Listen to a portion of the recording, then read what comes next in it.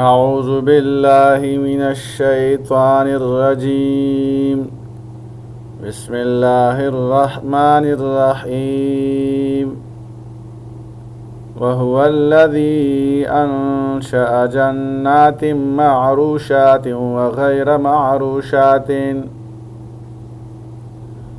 وهو الذي أروه اللہ انشأ جنات معروشات جس نے باغات پیدا فرمائے ہیں کچھ بیلدار سہاروں سے اوپر چڑھائے ہوئے، وغیر معروشات اور کچھ نہ چڑھائے ہوئے، والنخلا اور کھجور کے درخت، والزرع اور کھیتی، مختلفاً اکلہ الگ الگ ہے ان کے کھانے کی چیزیں، والزیتون والرمان اور زیتون، والرمان اور انار، متشابہاً آپس میں ملتے جلتے بھی ہیں، وغیر متشابہ اور ایک دوسرے سے مختلف بھی، کلوا من ثمرہ اس کے پھل میں سے کھاؤ، اذا اثمر جب وہ پھل لائے، وآتوا حقہ یوم حصادہ اور اس کی کٹائی کے دن اس کا حق ادا کرو، ولا تسرفوا اور بے جا خرچ نہ کرو، انہ لا يحب المسرفین بے شک وہ بے جا خرچ کرنے والوں کو پسند نہیں فرماتا۔ نباتات اور درختوں کی مختلف اقسام کی تخلیق میں اللہ کی قدرت کی نشانیاں ہے۔ باغات میں پیدا ہونے والے درختوں کی دو اقسام کا ذکر ہے، ایک وہ ہے جن کو سہارا دے کر چھتریوں پر چڑھایا جاتا ہے، مثلا انگور کی بیل، دوسرے وہ ہے جن کو ایسے سہارے کی ضرورت نہیں ہوتی، مثلا آم کا درخت پھلوں میں بھی رنگا رنگی ہے اور ملتے جلتے رنگ بھی ہے۔ فصل کی کٹائی کے حق سے مراد عشر ہے۔ اللہ نے ارشاد فرمایا ہے، جب فصل کی کٹائی کا دن آئے تو اس کا حق ادا کرو، کھیتی کاٹنے یا پھل توڑتے وقت اللہ کا حق عشر ادا کیا جائے۔ فصل کی کٹائی کے وقت اس حق کو ادا کرنا واجب ہے، اور روایت میں آتا ہے کہ نبی کریم صلی اللہ علیہ وسلم نے رات کے وقت کھجور توڑنے اور فصل کاٹنے سے منع فرمایا ہے۔ یہ ممانعت اس لیے ہے تاکہ دن میں کٹائی کے وقت مساکین آ سکے، جب فصل کاٹی جائے یا کھجور اتاری جائے تو اس میں سے مساکین کو ان کا حصہ دیا جائے۔ وَمِنَ الْأَنْعَامِ حَمُولَةً وَفَرْشًا اور چوپاؤں میں سے کچھ بوجھ اٹھانے والے ہیں، وَفَرْشًا اور کچھ زمین سے لگے ہوئے ہیں، کُلُوا مِمَّا رَزَقَكُمُ اللَّهُ اس میں سے کھاؤ جو اللہ نے تمہیں عطا فرمایا ہے، وَلَا تَتَّبِعُوا خُطُوَاتِ الشَّيْطَانِ اور شیطان کے نقش قدم کی پیروی نہ کرو، اِنَّهُ لَكُمْ عَدُوٌّ مُّبِينٌ بے شک وہ تمہارا کھلا دشمن ہے۔ اللہ کے خاص انعام کا ذکر ہے جو اس نے انسانوں پر مویشیوں کے ذریعے فرمایا ہے۔ اول تو یہ فرمایا کہ اللہ نے کچھ جانور ایسے پیدا فرمائے جو حمولہ انہیں بار برداری کا کام کرتے ہیں اور ان کے قد بھی بڑے ہیں، مثلا اونٹ، بیل وغیرہ۔ دوسری قسم کے جانور ہوئے جن کے قد چھوٹے ہیں، گویا کہ وہ زمین پر بچھے ہوئے ہیں، ان پر بوجھ نہیں لادا جا سکتا، جیسے کہ بیل، بکری، دمبا۔ ان چھوٹے قسم کے جانور پر سامان تو نہیں لادا جا سکتا، لیکن ان کے دوسرے فائدے ہیں، ان کا دودھ پیا جاتا ہے، گوشت کھایا جاتا ہے، بڑے جانور کی نسبت ان کا گوشت عمدہ ہوتا ہے، اور ان کے بالوں سے پہننے اور اوڑھنے بچھونے کے کپڑے تیار کیے جاتے ہیں۔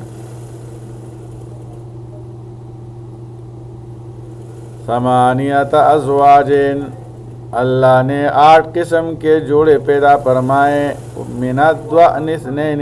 دو نر اور مادہ بھیڑ میں سے، ومن المعز اثنین اور دو بکری میں سے، قل آذکرین آپ صلی اللہ علیہ وسلم فرما دیجئے کیا اس اللہ نے دونوں نر حرام کیے ہیں، حرم آذکرین دو نر حرام کیے، امیل انسین یا دونوں مادہ، ام اشتملت علیہ ارحام الانسین یا اس بچے کو جس کو دونوں مادہ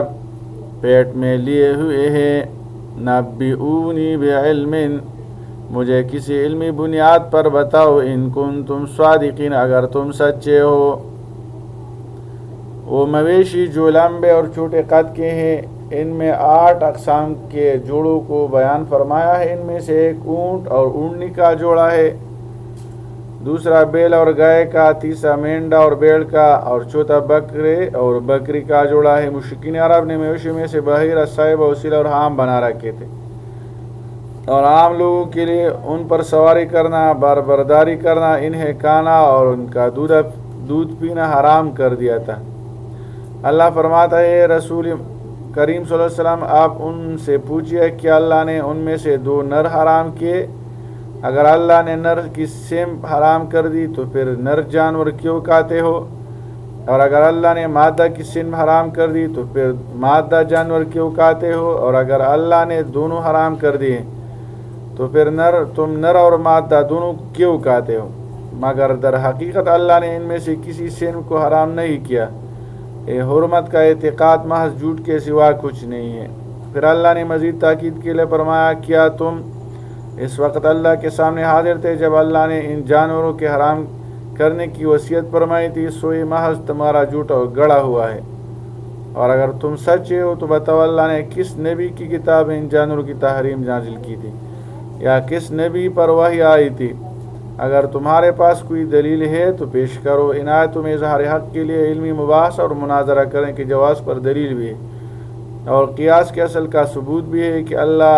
نے مذکر کو حرام کیا ہے تو ہر مذکر حرام ہے، اور اگر مؤنث کو حرام کیا ہے تو ہر مؤنث حرام ہے۔ وَمِنَ الْإِبِلِ اثْنَيْنِ اور اسی طرح 2 نر اور مادہ اونٹ میں سے، وَمِنَ الْبَقَرِ اثْنَيْنِ اور 2 گائے میں سے، قُلْ آذَّكَرَيْنِ حَرَّمَ آپ صلی اللہ علیہ وسلم فرما دیجئے، کیا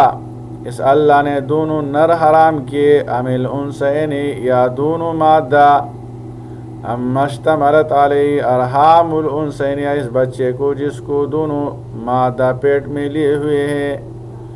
ام کنتم شہداء اذ وصاکم اللہ بہذا کیا تم اس وقت موجود تھے جب اللہ نے تمہیں اس کا حکم دیا تھا؟ فمن اظلم ممن افترى علی اللہ کذبا پس اس سے بڑا ظالم کون ہوگا جو اللہ پر جھوٹ باندھے، لیضل الناس بغیر علم تاکہ وہ جہالت سے لوگوں کو گمراہ کرے، ان اللہ لا یہدی القوم الظالمین بے شک اللہ ظالموں کو ہدایت نہیں دیتا۔ اللہ نے اونٹ اور گائے کے نر اور مادہ میں سے کسی کی حرمت بیان نہیں کی، اس طرح مادہ کے پیٹ سے پیدا ہونے والے بچے کی حرمت کی نبی فرمائی ہے۔ مشرکین کو از خود بعض جانوروں کو حرام کر دینے کی دلیل پیش کرنے کا حکم دیا گیا، دلیل کے بغیر حرام و حلال کے قانون کی کوئی حیثیت نہیں، اور نہیں ان مشرکین کے پاس خود ساختہ حرمت کی کوئی دلیل ہے۔ ان مشرکانہ افعال کو اللہ سے منسوب کرنا در حقیقت لوگوں کو بغیر علم کے گمراہ کرنے کے مترادف ہے۔ بہتان تراشی کرنے والے ظالم کو کبھی ہدایت نصیب نہ ہوگی۔ ایک حدیث قدسی میں رسول اللہ صلی اللہ علیہ وسلم نے فرمایا، اللہ فرماتا ہے میں نے اپنے بندوں کو دین حنیف پر پیدا کیا،